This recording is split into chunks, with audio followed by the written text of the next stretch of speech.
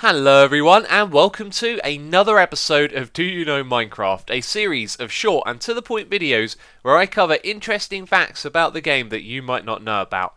And this episode is a special because we are going to celebrate my brand new cape. That's right, I got myself a map maker's cape, as I have two maps on Minecraft Realms, Diamond Defender and Point Runner.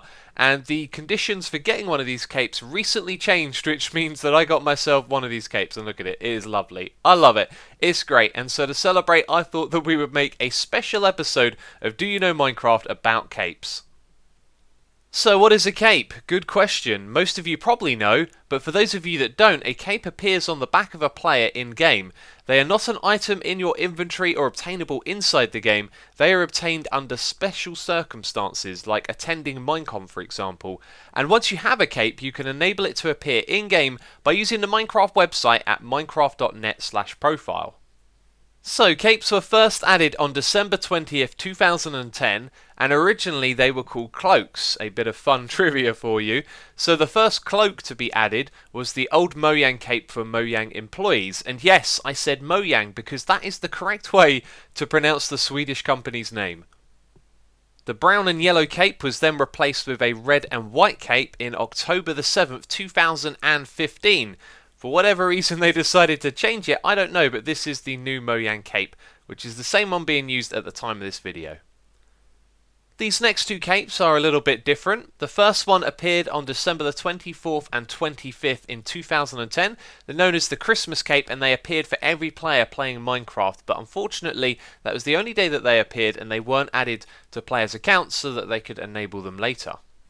This one is the New Year's cape, and it is very similar to the Christmas cape. It appeared for one day only on New Year's Eve of 2010.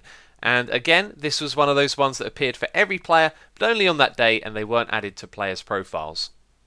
The bacon cape is a unique looking cape, but it also has a unique story as well, as McLeay is the person who suggested that Notch should put zombie pigment into the nether. Notch liked the idea so much that he said McLeay could have his own cape, and McLeay designed the bacon cape, which you can see in the picture. But unfortunately, so many people started asking Notch for requests for their own capes that he decided to remove the cape and not give out custom capes to individual players for suggestions anymore. So that was the only one that was ever given out for a suggestion, and unfortunately it was revoked.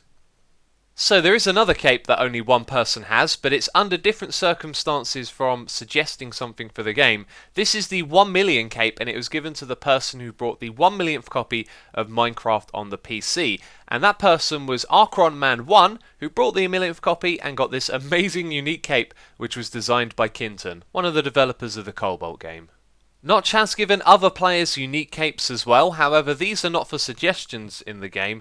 This one was given to DANNYBSTYLE'S, who is an electronic music producer and has made the soundtrack to the games Super Meat Boy and also The Binding of Isaac. This one was given to him on the 21st of April 2011, and unfortunately I couldn't cite a reason for why he was given his own unique cape, but my guess is that Notch was probably just a really big fan of his music.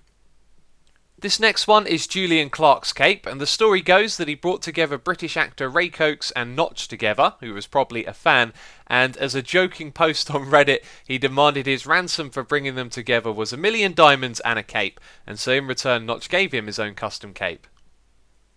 This one is the CROWDIN translator cape. It has been given to 29 people, all of which helped translate the game. Now the game was helped translated into many different languages by lots and lots of people, and then Jeb decided to pick out 29 people at random using a fair dice roll system. He gave out those capes, and then people started abusing the system in an attempt to get themselves a cape. They would downvote other translations, they would use cheap translation tools instead of doing it properly, and so Jeb announced that he was no longer going to give out any more of these capes. So there are only 29 in existence. So here's another cape that appeared for all players on the Xbox for a short amount of time. It is the first birthday Xbox cape, and this was displayed between May the 9th and May the 13th from 2013, when the Xbox 360 edition had been out for a year. So it appeared for every player just for those 4 days and was never added to anyone's profile. So this screenshot might look a little bit odd. That's because we're actually trying to look at the underside of the cape. There is a Japanese flag on it, and this is CHEAPSHOT'S cape. It is a unique one. It's pretty much the same as the CROWDIN cape, but on the underside there is a Japanese flag. And the story goes that he is the person who helped Jeb and Mojang when they spent time in Tokyo. So as a reward for his help, they gave him his own custom cape. And now we come to the Scrolls cape, one with an interesting story.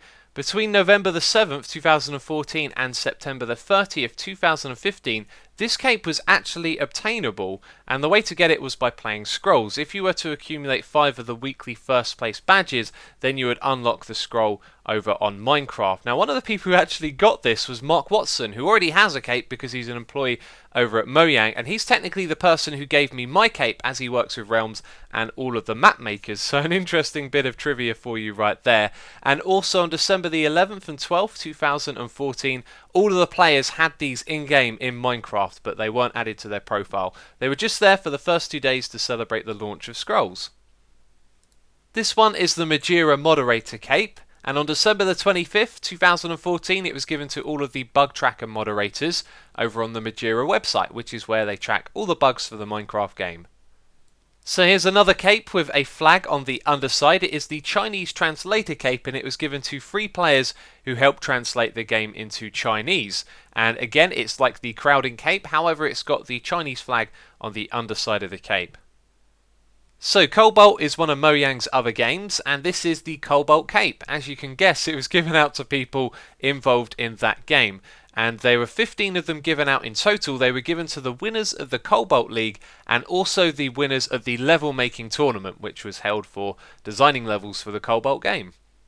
And now we move on to the MINECON capes. The first one we have is from 2011, and this one was actually part of a competition with 3 other capes in which players could vote for their favourite one, and it was the red creeper face that won. So the other 3 will be on your screen for you to look at. Now the next one we have is the 2012 cape. Nothing too much to say about this.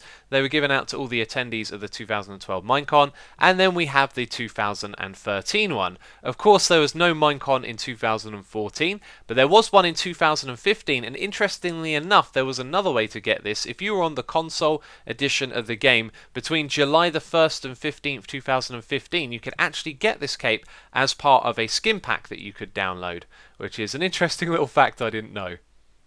And last but not least, we have the one you've already seen. It is the Map Maker's cape, and there have only been 17 of these given out at the time of making this video, and there are 2 ways to get these. It's either to have 2 published mini-game maps, which is what I've done, or you can make 4 survival spawns, and if you've done either of those, you'll be able to get yourself a Map Maker's cape.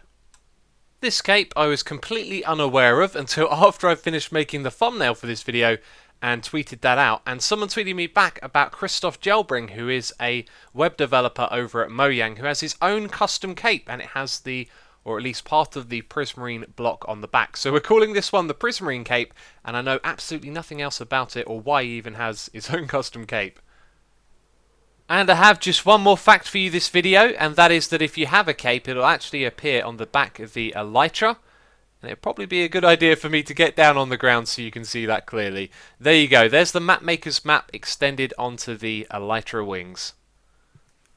And there you have it, that's all of the information that I could dig up about capes, all of which pretty much came from the Minecraft wiki, so I'll put a link to that page in the description box if you want to read over it for yourself in detail. And if you enjoyed this video, leave a like. As always, thank you so much for the support, and of course check out the rest of the Do You Know Minecraft playlist to get loads and loads of cool information about this game. But anyway, that is it from me, so thank you for watching, and I will catch you next time. Bye bye.